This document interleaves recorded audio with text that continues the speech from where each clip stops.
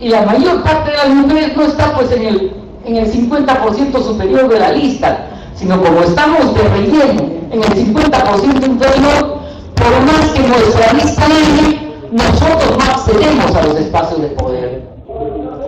Pero es peor, porque si bien a nivel nacional el voto preferencial hace que algunas mujeres, pues, así con sangre sudor y lágrimas logremos salir congresistas, en el caso de los gobiernos regionales y locales, esto es casi difícil, sumamente difícil, por no decir casi imposible, por esto de que no estamos en la mitad más uno de la lista para gobiernos regionales o gobiernos locales. Cuando se ha debatido esto en la Comisión de Justicia y en la de Constitución del Congreso, tuve un debate, no me van a creer, y estos debates se dan y probablemente se puede dar también en nuestras estructuras políticas, con el congresista Falconillo. Y el debate era este: según él, sí hay voto preferencial en el ámbito de los gobiernos regionales y locales. Y en su raciocinio, el voto preferencial para las listas de gobiernos regionales y locales se da en que cuando se vota por gobierno regional, uno escoge una lista, u otra lista, u otra lista, que tal voto preferencial. O sea, yo voto por el PPC, o por el Frente Amplio, o por el Partido Aprista. Eso dice que es voto preferencial. A otro, pero con ese hueso, discúlpenme la ironía, ¿no? Voto preferencial, como sabe cualquier elector, es la elección en una sola lista entre Pedro, Perico, Perencejo y María y Genoveva, ¿no es cierto? ¿A cuál de estos yo voy a elegir? Por ejemplo, compañeros, cuando se hizo la lista de Gana Perú, ¿no? Y cuando se estaba debatiendo dónde se ponía, ¿no es cierto? Cuando yo fui a debatir me querían poner en el puesto número 10, ¿no? Después de que inicialmente el actual presidente me planteó que fuera en la plancha, ¿no es cierto? Entonces hubo una presión de su partido, dijeron no, me sacaron, yo me dije también, felizmente, no mire lo que me hubiera pasado ahora, ¿no es cierto? Pero después de plancha pasar a número 10, a número 12, tampoco, pues, ¿no es cierto? Pero en el debate ya pragmático de decisión de ubicación de candidaturas, ¿no es cierto?, propusieron 8, ¿no es cierto? Y presionamos. Recuerdo que fue difícil, nos pusieron 5. Estoy recordando a Mocha que nos dio una buena publicidad y nos dijo, ¿sí acepta 5? Después de tanto 5 sin corrupción, ¿no? Y ese fue el eslogan que llevamos. Pero era 5. Si habría la alternancia, compañeros, independientemente de si fuera yo o no, si habría la alternancia, podría ir un hombre, una mujer, un hombre, una mujer, un hombre, una mujer. Y entonces, ¿no es cierto?, no es que las mujeres necesariamente teníamos que apostar de 5 para abajo, porque no podíamos apostar al 2, al 3, al 5, o al 1, pues al 3 o al 5, ¿no es cierto?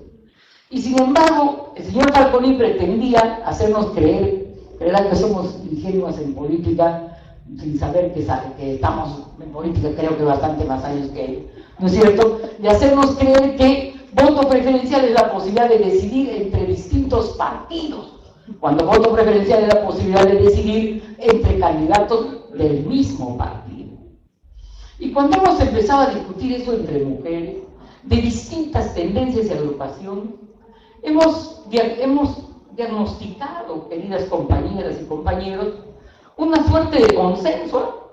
El debate en la Comisión de Constitución fue a muerte, Lourdes Alcorta, a muerte peleada contra Javier Bedoya, porque Bedoya defiende pues absolutamente la eliminación del voto preferencial y Alcorta defiende que debe mantenerse, ¿no es cierto? La actual vicepresidenta del Congreso defendiendo que no debe eliminarse el voto. O sea, había una curiosa coincidencia de mujeres, nosotros estábamos calladitas aún.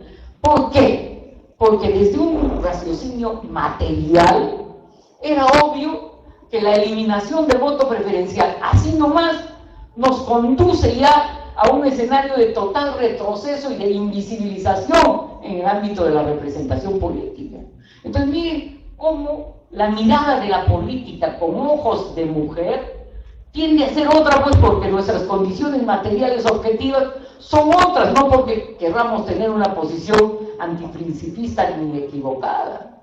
Y entonces desde esa perspectiva empezamos a trabajar este parámetro de la alternancia, que significa, por ejemplo, que en países muy cercanos como Ecuador, la representación política sea desde la perspectiva que se conoce como la de la paridad. Paridad, compañeros, significa cuota, pero no cuota de 30, significa 50 para ti, 50 para mí, ¿no es cierto? O sea, 50% de hombres, 50% de mujeres. Y si bien esto sería lo correcto, probablemente no podemos empezar de ahí todavía. Pero una cosa es, solo mantener cuota y eliminar voto preferencial significa retroceder bastante más allá de lo que hasta ahora ya estamos retrocediendo. Y por eso aceptar que hay voto preferencial en la interpretación tan jalada de los pelos del congresista Falconi, en el fondo implica aceptar la eliminación del voto preferencial y que solo se mantenga cuotas sin alternancia. Por eso las mujeres, tibios, troyanos, centros, izquierdas y derechas, ya tenemos consenso en el Congreso de la República, es decir, aceptamos la eliminación del voto preferencial, sí y solo sí, ¿no es cierto?, establecemos el tema de la alternancia. En la anterior gestión del congresista Isla, ya estaba planteado eso como un consenso político partidario, ¿no es cierto? Y sin embargo, cuando se debatió el tema del voto preferencial, porque el Ejecutivo había planteado un solo proyecto que juntaba lo que no debe juntar, juntaba la eliminación del voto preferencial y a la vez, ¿no es cierto?, no aceptaba la alternancia, entonces nosotros estamos en un escenario que solo hay cuota, ¿no es cierto?, no hay voto preferencial, no hay alternancia. En otras palabras, de Guatemala a Guatepeor, ¿no? Y entonces aquí hemos entrado a desarrollar una estrategia distinta. ¿Cuál es esa estrategia distinta?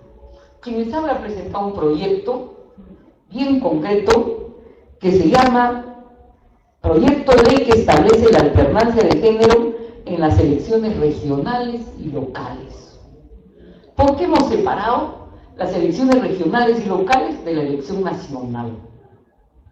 Porque tenemos la percepción de que es altamente probable que no se elimine el voto preferencial, ¿no es cierto? Y entonces en las elecciones nacionales las mujeres podríamos eventualmente tener cuota y tener voto preferencial, es decir, mantener por lo menos los parámetros, ¿no es cierto?, de las elecciones anteriores. ¿Por qué? Porque, por ejemplo, sectores del Fujimorato, Luz Salgado, Marta Chávez, sectores como el PPC, las mujeres de todos los ámbitos, tenemos una coincidencia, una suerte de pacto fijo en oponernos a la eliminación del voto preferencial. Y atrás de ello, compañeras, lo que puede aparecer como un asunto de tradicionalismo político, en el fondo no lo es. Lo que es un asunto de realismo político, de real política, ¿no es cierto? Porque si nosotros nos aceptamos así nomás, acríticamente, la eliminación del voto preferencial, en el fondo vamos a estar aceptando que retrocedamos en la presencia de las mujeres en el escenario político. Y sin embargo, en el ámbito regional y local no hay voto preferencial, ¿no es cierto? Perdón, sí, pues no hay voto preferencial. Entonces requerimos ahí sí, como ahí no hay voto preferencial, requerimos sí o sí la alternancia. ¿Para qué? Para obligar a los procesos políticos partidarios a democratizarse y que en el 50% de arriba estén mujeres, de modo tal que si la agrupación política salga también una cuota medianamente paritaria de mujeres en la representación política. Sin embargo, en el fondo este debate nos lleva a un debate más estructural, queridas compañeras y compañeros. Y ese debate más estructural tiene que ver con el proceso de democratización al interior de las estructuras políticas. Yo no voy a decir nombre, pero yo conozco puntos de vista de compañeros, algunos incluso de la comisión del programa del Frente Amplio, que tienen puntos de vista que se oponen pues, a la alternancia, están en contra de la alternancia. ¿Por qué?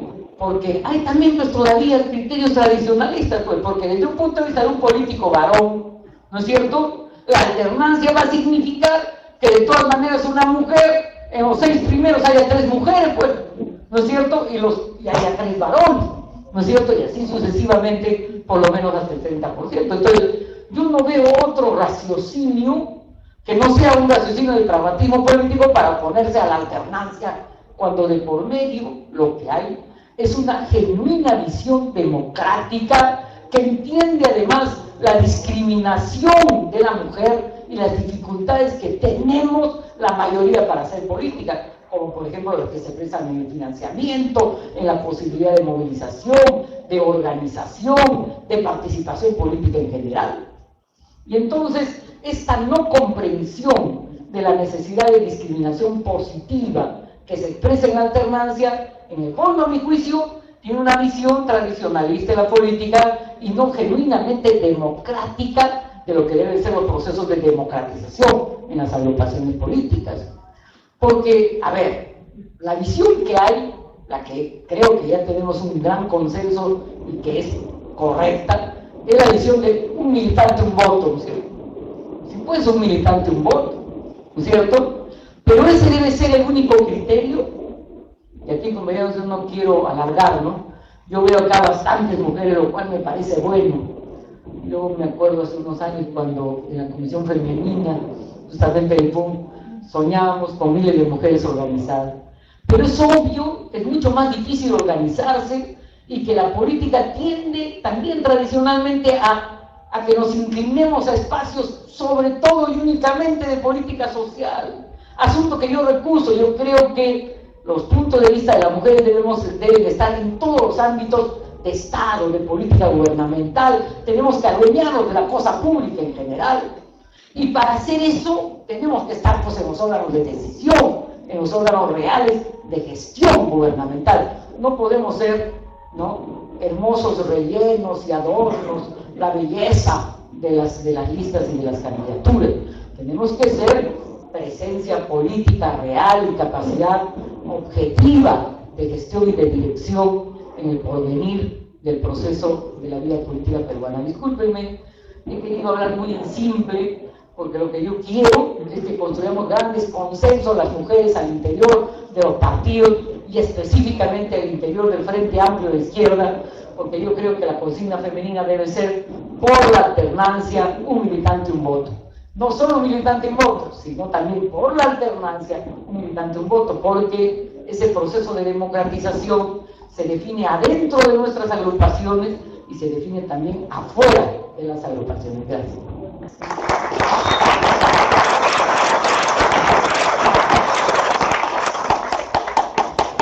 Bienvenida, Verónica. Gracias. No, sí, anunciamos que estabas ahí luchando en otro frente, en la comisión de programa del Frente Amplio. Sí, y Rosa, todo el mundo sabe que Nicolás Lynch no está de acuerdo con la importancia. Creo que acá la mitad o más del público lo sabe. Bueno, ahora yo quiero hacer quiero que me disculpen. Yo he tenido una omisión muy grave, porque en el Partido Socialista tenemos un acuerdo y voy a rectificarlo. Y el acuerdo es que siempre que empezamos un evento, y no por una formalidad, sino porque de verdad es para nosotros muy importante recordar el legado y los valores que representa nuestro compañero Javier Díaz-Canseco, ¿no? Y yo he debido empezar por ahí. Y más bien en este momento, si me ayudan mis compañeros también, podemos hacer la consigna que siempre hacemos cuando empezamos este tipo de reuniones. ¡Javier Díaz-Canseco!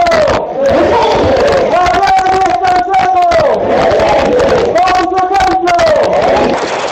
¡Con su ejemplo!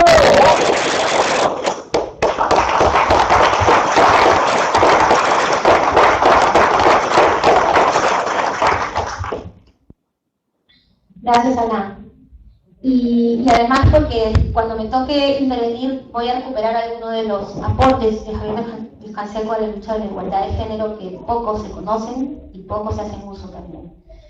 Ahora le vamos a dar la palabra a Verónica Ferrari. Ella es una reconocida lideresa del movimiento lésbico feminista, presidenta del MOL, y además, yo lo quería dejar para este momento, también es una de las candidatas por Tierra y Dignidad para en las próximas elecciones del 24 de noviembre, ¿no? El muro es por lista porque no hay voto preferencial en las elecciones municipales. Buenas noches a todas y todos.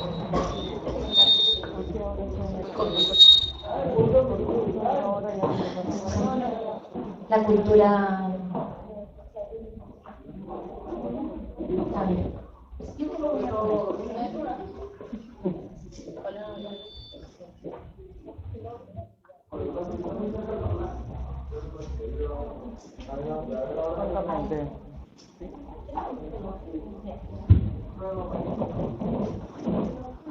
Vamos a cambiar Un poquito, correr un poquito más, moverse un poquito.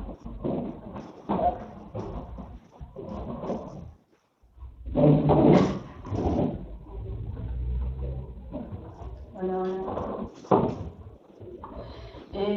Buenas noches de nuevo. Qué bonito recordar a Javier Descanseco y también mencionar a Nicolás Lynch, que es todo lo contrario. Bueno, quizás es súper simpática lo que nos ha contado acá Rosa hace unos ratos de las elecciones abiertas para ganar Perú y todo eso. Nosotros también pasamos por una experiencia más pequeñita en estas elecciones primarias de la izquierda para candidatos a regidores, y fue prácticamente la misma situación, solamente que esta situación sí podía resolverse prácticamente sin ninguna ley, solamente se necesitaba voluntad política, ¿no? Que sea alternancia de candidatos, una mujer, un hombre, una mujer, un hombre, y así ya hubiéramos podido ser realmente la izquierda que siempre queremos ser, ¿no? Una izquierda feminista, amplia, diversa, la izquierda que debemos ser hace mucho tiempo. Pero lo que pasó fue que se solucionó con dos hombres y una mujer, dos hombres y una mujer, y luego todas decíamos alternancia y paridad al final, y siempre, cada vez que las mujeres gritamos eso, también los muchachos gritan unidad para vencer, unidad para luchar, ¿no? Y es bien, no sé, pues interpelador, ¿no? Porque no existe una unidad ni para luchar ni para vencer sin las mujeres, así de simple.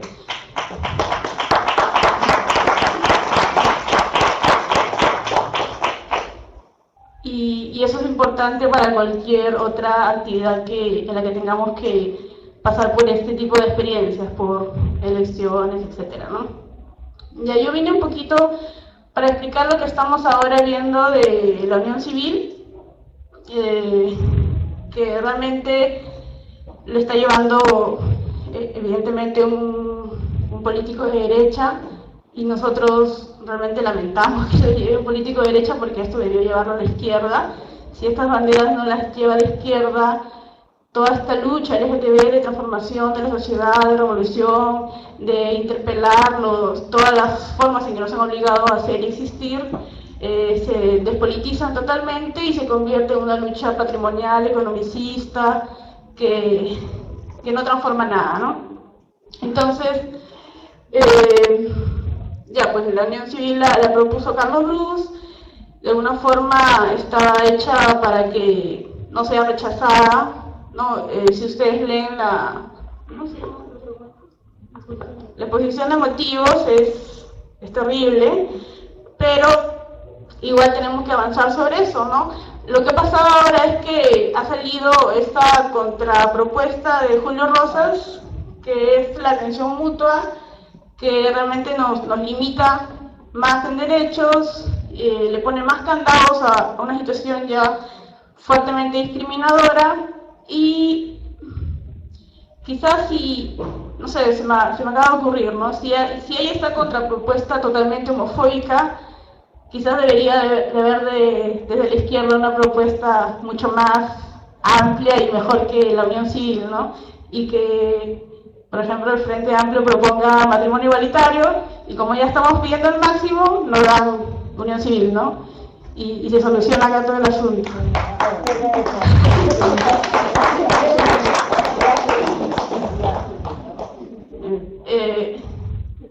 Me gusta este público.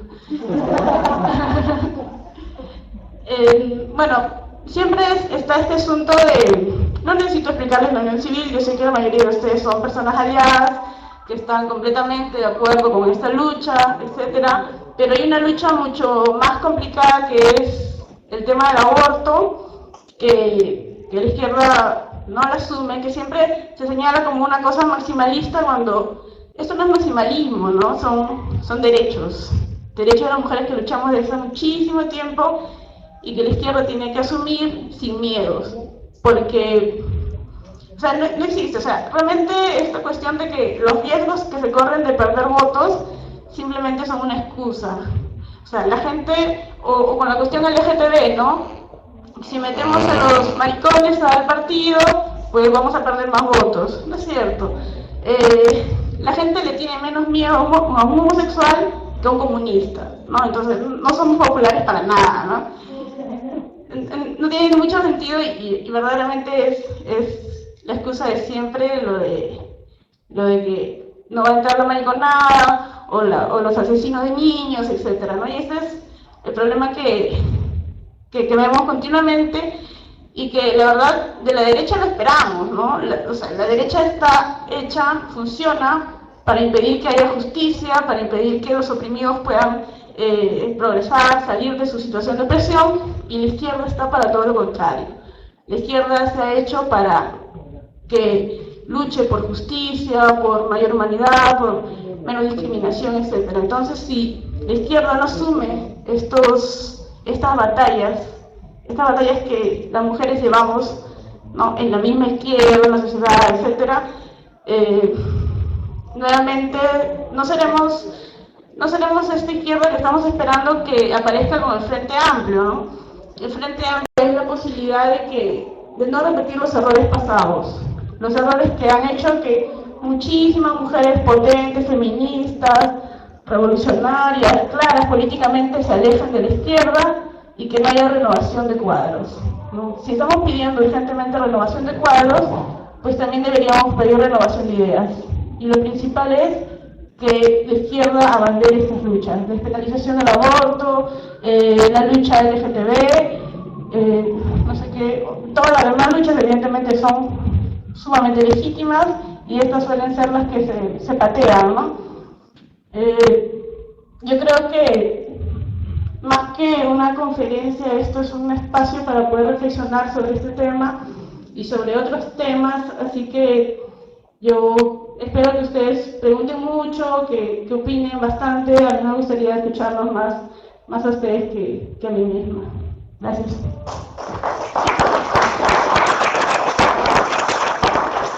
Muchas gracias. Y ahora vamos a darle la palabra a Verónica. Mejor que cambie, porque puede hacer.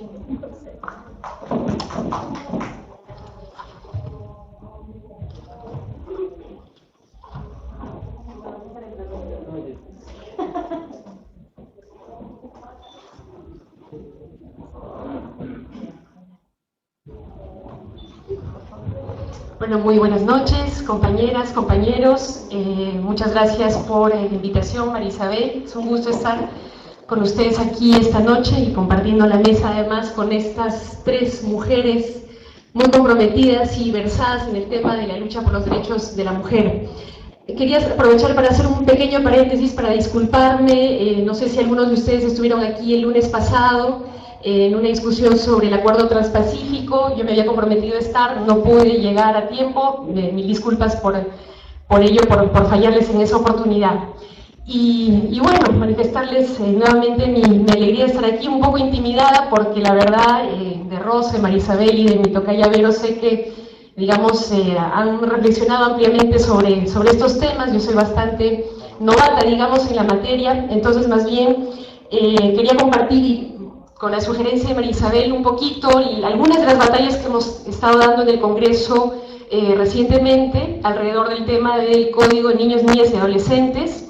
que terminó, digamos, pretendiendo afectar derechos de las mujeres adolescentes y mujeres en general, y luego tratar de articular esto una reflexión sobre, con la sugerencia también de María Isabel, sobre la lucha por los territorios, ¿no? Pensando el cuerpo de la mujer también como un territorio en disputa. Entonces, decía, comentarles esta lucha que hemos emprendido aquí, además de la mano con Rosa y María Isabel y otras compañeras, alrededor del tema de que en un debate que se inició como por la necesidad de reformular el Código de Niñas y Adolescentes, se supone con el ánimo de proteger y garantizar los derechos de niñas, niñas y adolescentes, se pretendieron introducir algunas reformas promovidas por sectores ultraconservadores, promovidas por grupos religiosos con bastante incidencia en el poder político y en el Congreso en particular,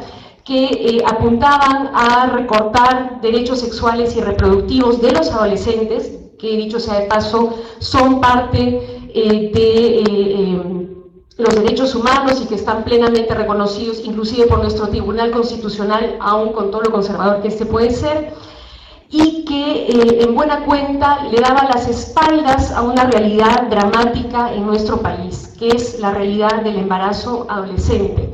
No sé si saben ustedes que en nuestro país tenemos una tasa altísima, 13% de embarazo adolescente, es decir, de cada 100 jóvenes adolescentes, 13 ya ha estado o está embarazada. Y una cifra que es muchísimo más grave y dramática cuando nos acercamos al área amazónica de nuestro país, donde esta tasa llega al 30%, con todo lo que esto implica, ¿no? Posible riesgo para la salud, afectación del proyecto de vida, ¿no? de esa mujer, de esa chica, de esa adolescente, que constituye además una de las principales causas de deserción escolar, ¿no?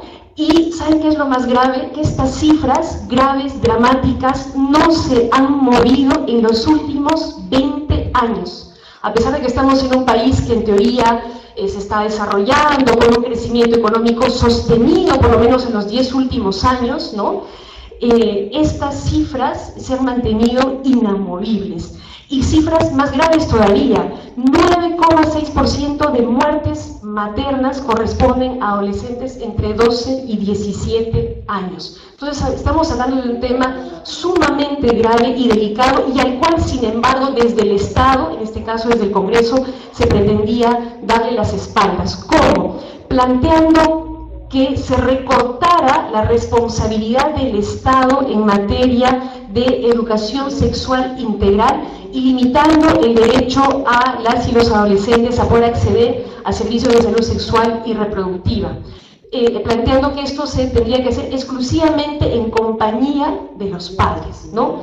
Desconociendo, como decíamos, inclusive una sentencia del Tribunal Constitucional que reconoce el derecho de libertad sexual de las y los adolescentes, y totalmente de espaldas a la realidad, como decíamos, esta realidad de embarazo adolescente, esta realidad de adolescentes víctimas expuestas a maltrato, a violaciones. Recordemos que el nuestro es un país que tristemente lidera la tasa de denuncias por violación en América Latina, ¿sí? Ese país de crecimiento económico sostenido, ese país desarrollado, digamos, ampliamente visitado por inversionistas transnacionales, ese lidera la tasa de denuncias por violación en América Latina. Y adivinen quiénes son las primeras víctimas de esta violación, por supuesto, niñas y adolescentes. Entonces se proponía esta modificación de espaldas a esta realidad y de espaldas a una realidad que nos muestra que los padres no siempre están capacitados para poder dar esta información, y además de espaldas a la evidencia de que cuando la información a los adolescentes se da de manera oportuna, completa, con rigor, se puede evitar el embarazo precoz, ¿no? Esto un poco para contrarrestar la idea que se tiene desde algunos sectores de que si es que se da información sobre salud sexual y reproductiva en los adolescentes, se va a promover el libertinaje y el efecto va a ser contrario, ¿no? Pero más allá de estas consideraciones, creo que lo que tenemos que ver detrás es, el tema de fondo es que esta problemática afecta principalmente a mujeres, jóvenes y encima indígenas, ¿no? Es decir, aquel sector que acumula pues los estigmas principales en nuestra sociedad y que constituye la última de las preocupaciones de nuestro Estado, ¿no? Pero creo que también, y sería interesante que luego podamos reflexionar alrededor de esto, también creo que traduce un poco la visión economicista que prima en nuestra sociedad y en nuestro Estado, ¿no? O sea, hacíamos un contraste entre cómo hemos venido mejorando, en teoría, ¿no?, en cuanto a cifras macroeconómicas, etcétera, pero cómo estamos estancados y en algunos casos retrocediendo en materia de derechos, ¿no? Y además cómo se restringe la visión de la mujer, en este caso joven o adolescente, a una especie de máquina reproductora, ¿no?, negando todo lo que tiene que ver con el amor, el placer, ¿no?, que son palabras, cosas que están totalmente negadas o censuradas de parte del Estado, de parte de la Iglesia y de parte de espacios de discusión política, ¿no? Cuando hablamos de amor, cuando hablamos de placer en espacios como estos, ¿no? Y sin embargo, ¿acaso no es central en nuestras vidas? En fin, y también en el marco de esta discusión sobre el Código de Niños, Niñas y Adolescentes se pretende aún, porque es una batalla que no hemos agotado, introducir una reforma que lo que en buena cuenta busca negar totalmente la posibilidad inclusive del aborto terapéutico, ¿no?, planteando una modificación legal para que se considere al concebido con derechos que prevalecen por encima de cualquier otro, ¿no? Ahora, yo quiero reflexionar con ustedes sobre esto del aborto terapéutico, ¿no? Por si acaso, recordar lo que es aquel que se plantea en el caso de que la vida de la mujer corra riesgo o de que su salud esté gravemente expuesta. O sea, inclusive en ese caso que expone a la mujer a la fatalidad, se está planteando que se recorte la posibilidad de que pueda recurrir a un aborto terapéutico. Imagínense en qué nivel estamos. Y cuando hablamos de aborto terapéutico, hablamos de algo que es totalmente legal en nuestro país. ¿Saben desde cuándo? 1924, décadas, y que sin embargo no se puede implementar plenamente y con garantías para la vida y la salud de la mujer, porque hasta ahora no se promulga el famoso protocolo para el aborto terapéutico. Y aún así, eso que tiene que ver solamente con garantizar la vida de la mujer en caso de que ésta corra riesgo con el embarazo, pretende ser dejado de lado con esta propuesta de modificación que ha venido desde los sectores conservadores del Congreso, y contra las cuales, para contrarrestar estos, hemos pues tenido que presentar dictámenes en minoría, justamente Rosita en la Comisión de Justicia y nosotros en la Comisión de la Mujer. Pero es una batalla que todavía no está agotada y para la cual los invito a que nos puedan acompañar, de la cual puedan hacer eco, porque es un tema que se va a ver, no sabemos muy bien cuándo, en el Pleno, y un tema sobre el cual tenemos que alzar nuestra voz. Y nuevamente, reflexionar con ustedes un poquito en qué está detrás cuando se niega incluso la posibilidad del aborto terapéutico a las mujeres. Es esta idea, pues, de que la vida de la mujer no vale, o vale menos, o que vale solamente en función de su capacidad reproductiva, ¿no? Solamente en función de su potencial reproductivo, como si esa fuera su único valor. Y entonces, en el fondo, está esta visión machista, patriarcal, sexista del Estado y de la sociedad, ¿no? La mujer máquina reproductora. Esa es la visión que está en el fondo y que todavía no logramos romper. Ahora, un pequeño paréntesis quiero hacer, señalando que estos temas, por si acaso, aun cuando generaron controversia en los debates programáticos, sí fueron planteados en el marco del diálogo con el Ejecutivo, aunque por supuesto nadie hizo eco de aquello, pero fue un tema que estuvo presente. Y entonces, respondiendo a la sugerencia que me decía María Isabel de articular esto al tema de la defensa de los territorios, sí, creo que bien podríamos decir que el cuerpo de la mujer ha sido y es un territorio en disputa, tanto físicamente como simbólicamente. No vemos cómo a lo largo de los siglos y aún ahora la visión del cuerpo de la mujer va transitando de lo sagrado a lo mercantil, ¿no? Vemos cómo hay imágenes que asocian los cuerpos de las mujeres, no sé si para bien o para mal, sería importante también reflexionar sobre eso, al tema de la fertilidad, ¿no? Al tema de la madre tierra que da vida, que da frutos, que da leche, en fin, no sé, pero por lo menos digamos una visión un poco más positiva, ¿no? Que nos asociaba o nos asocia a lo sagrado, ¿no? Y en la contraparte, la visión de un cuerpo de la mujer que es más bien explotado, usado, vendido, ¿no? Como una mercancía. Y creo que sí podríamos hacer un paralelo, una comparación, si es que cabe, a lo que ocurre con lo que llamamos naturaleza, ¿no? Primero, en determinadas culturas o en determinadas etapas de nuestra historia, el ser humano se concibe como parte de la naturaleza, ¿no? En una relación horizontal, integral, ecosistémica, y luego pasa a dominarla, a explotarla como recurso para satisfacer sus necesidades, ¿no? Entonces hay por un lado relación de respeto, de sacralidad, y por el otro lado relación de dominación y explotación, ¿no? Y que está estrechamente relacionada a la idea de progreso, justamente, aquello que tanto, digamos, buscamos, se supone, en nuestra visión de país. Y así, el cuerpo de la mujer es hasta ahora, en esta cultura que definíamos como capitalista, machista, patriarcal, usado, explotado, vendido, aunque fuera solamente de manera simbólica, ¿no? Por ejemplo, cuando se asocia el cuerpo de una mujer a una cerveza, al carro del año, cuando se exhibe en la portada de un diario para atraer consumidores, ¿qué es lo que se está haciendo?